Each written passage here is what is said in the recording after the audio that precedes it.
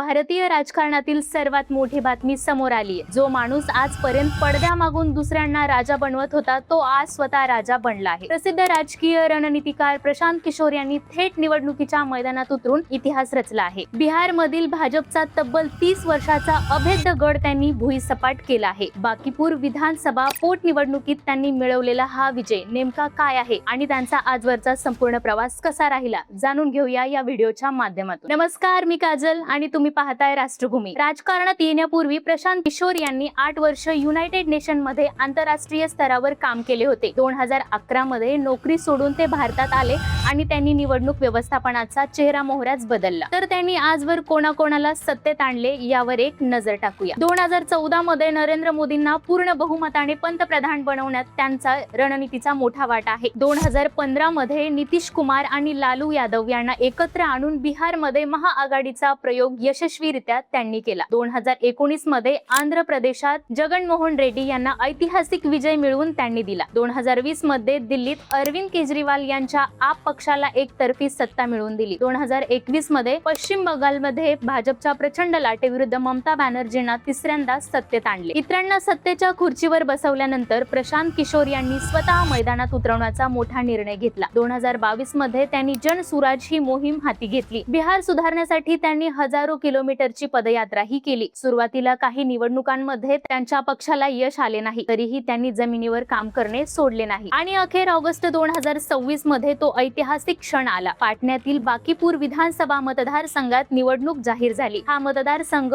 1995 पासून म्हणजे सलग 30 वर्षापासून भाजपचा अभेद्य बालेकिल्ला होता। या अत्यंत कठीण जागेवर प्रशांत किशोर यांनी स्वतः जनसुराज पक्षाकडून पहिलीच प्रत्यक्ष निवडणूक लढवली आणि निकालाच्या दिवशी त्यांनी इतिहासच रचला। प्रशांत किशोर यांनी भाजपचे उमेदवार नीरज कुमार सिन्हा यांचा 19,324 मतांच्या मोठ्या फरकाने पराभव केला आहे। प्रशांत किशोर यांना 64,151 मते मिळाली आणि ते पहिल्यांदाच आमदार म्हणून बिहार विधानसभेत प्रवेश करत आहेत। दुसऱ्याला जिंकवण्याचा हा किंग मेकर आता स्वतः मैदानात उतरून किंग बनला आहे। हा विजय बिहारच्या राजकारणाला कोणती नवीन दिशा देणार हे पाहणे महत्त्वाचे ठरणार आहे। तुम्हाला याबद्दल काय वाटते कमेंट करून नक्की सांगा। व्हिडिओला लाईक करा, शेअर करा आणि अशाच नवनवीन माहितीसाठी आपल्या चॅनलला सबस्क्राईब करायला विसरू नका।